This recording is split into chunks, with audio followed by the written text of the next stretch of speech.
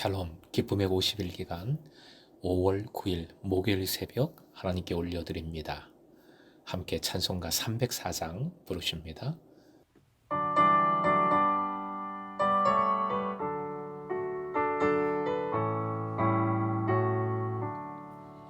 크신 하나님의 사랑 말로 다 형용 못하네. 저 높고 높은 별을 넘어 이 낮고 낮은 땅 위에 죄로운 영혼 구하려 그 아들 보내사 화목 죄물 사내시고 죄 용서하셨네. 하나님 크신 사랑은 측량다 못하네. 영원히 변치 않는 사랑 성도여 찬양하세.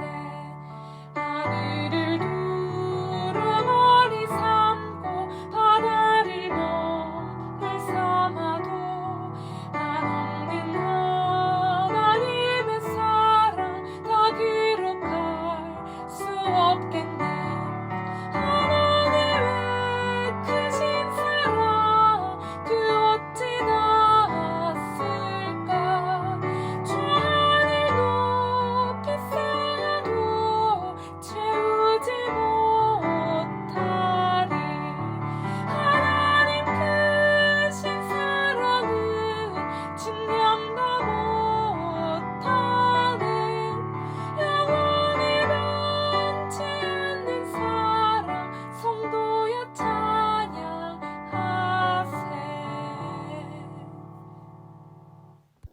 오늘 말씀은 갈라디아서 1장 6절에서 10절, 갈라디아서 1장 6절부터 10절까지입니다.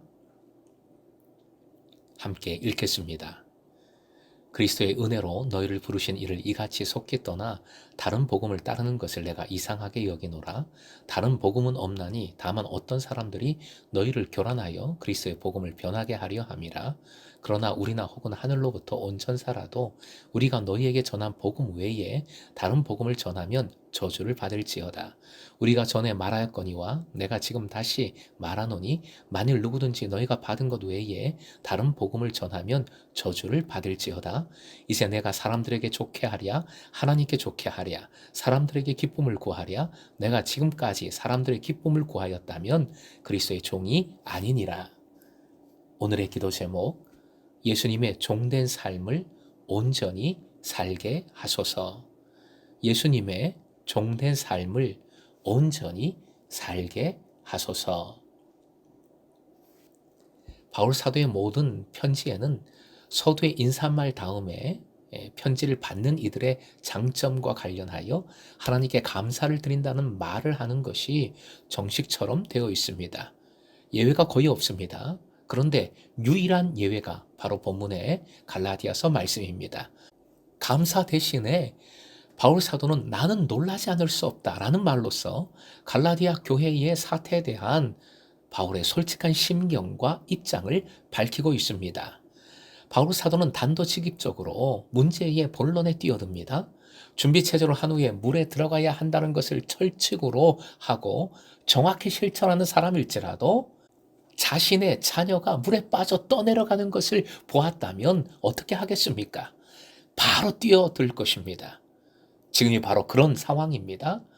갈라디아 교회의 사태가 그렇게 위급했습니다. 바울 사도는 바로 뛰어들러서 그들을 복음으로 온전히 붙잡고자 합니다.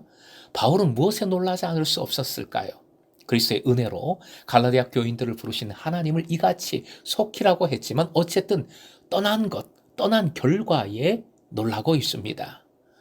떠났다는 것은 분리, 이탈입니다.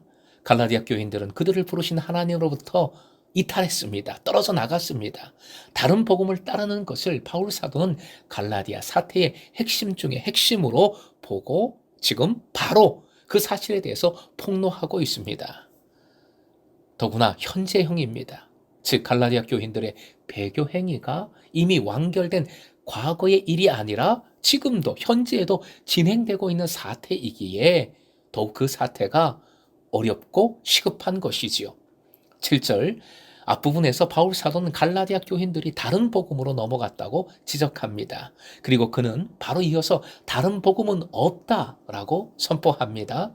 이로써 바울 사도는 앞에서 말한 다른 복음의 존재 자격을 아예 박탈해 버리지요. 왜냐하면 바울 사도의 판단으로 복음이란 오직 하나밖에 있을 수 없으며 복음이 둘 또는 그 이상 여러 개로 분열된다는 것은 있을 수 없는 일이기 때문입니다. 다만 어떤 사람들이 너희를 교란하여 그리스도의 복음을 변하게 하려 한다 합니다. 여기서 대적자들의 세 가지 특징을 정리해 볼 수 있습니다. 첫째, 소수입니다. 어떤 사람들이라 했는데 그것은 소수를 의미합니다. 둘째, 갈라디아 교인들을 어지럽힙니다. 교란하다라고 우리 성경에서 옮기는데 이것은 어지럽히다, 혼란을 야기하다라는 뜻으로서 한마디로 다른 목적으로 이용한다는 뜻입니다. 셋째, 그리스도의 복음을 왜곡시킵니다. 가장 중요한 부분이지요. 8절부터 9절 복음에 대하여 바울 사도는 한치의 양보도 없습니다. 복음의 유일성을 말씀을 통해 강조합니다. 그 누구도 복음을 변하게 할 수 없습니다. 8절 바울 자신이나 그의 동력자들이거나 심지어 하늘로부터 온 천사를 할지라도 복음을 변하게 할 권한이 없습니다. 저주를 받을지어다 라는 말이 반복됩니다. 이는 저주 받은 자가 되어라 라는 명령문입니다. 우리말로 하면 그 강한 정도가 잘 느껴집니다. 한마디로 벼락 맞아 죽어라 이런 극단적인 말입니다. 이것은 복음을 왜곡하는 것이 얼마나 무서운 벌을 받아야 하는지를, 얼마나 큰 죄악인지를 잘 보여줍니다. 10절에 이 물음에 대한 답변은 자명하지요. 바울 사도는 판단의 기준을 오직 하나님과 그리스도께 두고 있습니다. 스스로 대답합니다. 바울 사도의 대답은 이런 것이죠. 내가 지금까지 사람의 기쁨을 구하는 것이었다면 그리스도의 종이 아니라 라고 대답하는 것입니다. 한마디로 존재의 부정, 삶의 부정입니다. 사랑하는 예배자 여러분, 바울 사도는 지금까지 그리스도의 종으로 자각하고 그렇게 처신했습니다. 바울은 그리스도의 종으로서 오직 예수 그리스도를 기쁘게 하려고 애썼습니다. 그리스도의 종으로서 주인의 명령에 순종하는 것이 곧 판단의 근거이고 행동의 이유이고 살아가는 모든 것이었습니다.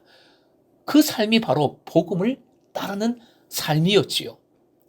사람과 하나님, 하나님과 사람, 사실은 대립될 수도 없는 것인데 우리의 삶을 보면, 우리의 마음과 태도와 행동을 보면 하나님과 사람을 대립시키고 심지어 사람을 따르는 경우가 많습니다. 사람을 신경 씁니다. 사람의 눈에 따라 행동합니다. 사람에게 뭔가를 보여주려고 오버하거나 외식합니다. 오늘 본문은 다시 한번 우리의 정체성과 우리의 사명을 깨우쳐 줍니다. 우리는 구원받은 자입니다. 은혜로 하나님의 자녀가 되었고 상속자, 자유자가 되었습니다. 그리스도인들, 바로 그 의미지요. 그리스도인들은 허락해 주신 자유로 자유자가 되었고 그리고 이제는 그 자유로 주님의 종이 되어 살아가는 이들이지요. 예수 그리스도의 종들입니다. 오이코노모스, 청직이요, 디아코노스, 섬기는 자들입니다. 종은 주인의 뜻대로 움직일 뿐입니다. 주인께만 순종합니다.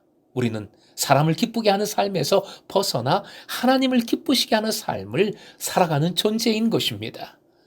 사랑하는 예배자 여러분, 사람을 기쁘게 하는 삶의 주인은 사람이지요.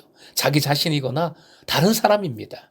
중요한 것은 이렇게 사람에게 집중해서 살아가는데 이러한 삶은 결코 사람과 좋은 관계를 맺을 수 없다는 사실이지요. 하나님을 기쁘시게 하는 삶의 주인은 예수님이십니다. 중요한 것은 이런 삶을 살아갈 때 하나님을 사랑하고 이웃을 사랑하는 온전한 관계를 이룬다는 사실입니다. 함께 행복해집니다. 사람과 사람 사이의 관계가 진짜 온전해집니다. 관계가 온전해지니 공동체가 세워집니다. 즉 가정이 행복해지고 교회가 성숙해지는 것입니다.